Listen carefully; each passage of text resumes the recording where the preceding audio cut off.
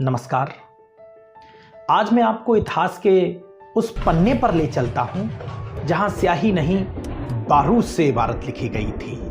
यह कहानी है सन 1929 के, जब देश की फिजाओं में इंकलाब का नारा गूंज रहा था। भगत सिंह सलाखों के पीछे थे, लेकिन क्रांति की मसाल बुझी नहीं थी। उसे थामे हुए थे बमों के देवता कहे जाने वाले भगवती चरण बोहरा और साक्षात शक्ति का रूप दुर्गा भाभी। तारीख थी 23 दिसंबर। कड़ाके की ठंड और घने कोहरे की चादर में दिल्ली लिपटी हुई थी। क्रांतिकारियों ने तय किया कि चोट सीधे साम्राज्य के सिर पर दी जाएगी।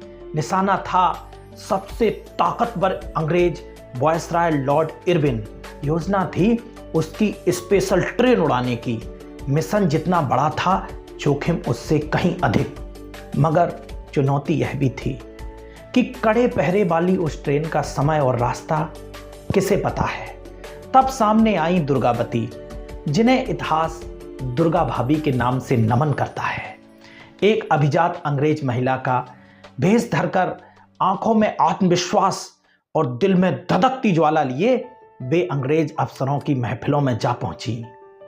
अपनी तीक्ष्ण बुद्धि और संवाद कला से उन्होंने वह टॉप सीक्रेट जानकारी निकाल ली, जिसे अंग्रेज अपनी तिजोरियों में बंद करके रखे हुए थे।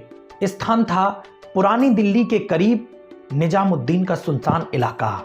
रात के सन्नाटे को चीरते हुए वायसराय की ट्रेन पटरियों पर दौड़ रही थी।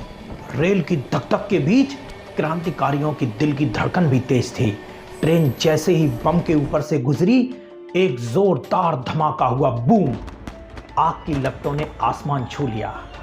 पटरी उखड़ गई और ट्रेन का एक डब्बा राख के ढेर में तब्दील हो गया। धुआं छटा तो पता चला कि किस्मत इरविन के साथ थी। वह उस डिब्बे में था ही नहीं जो उड़ाया गया था।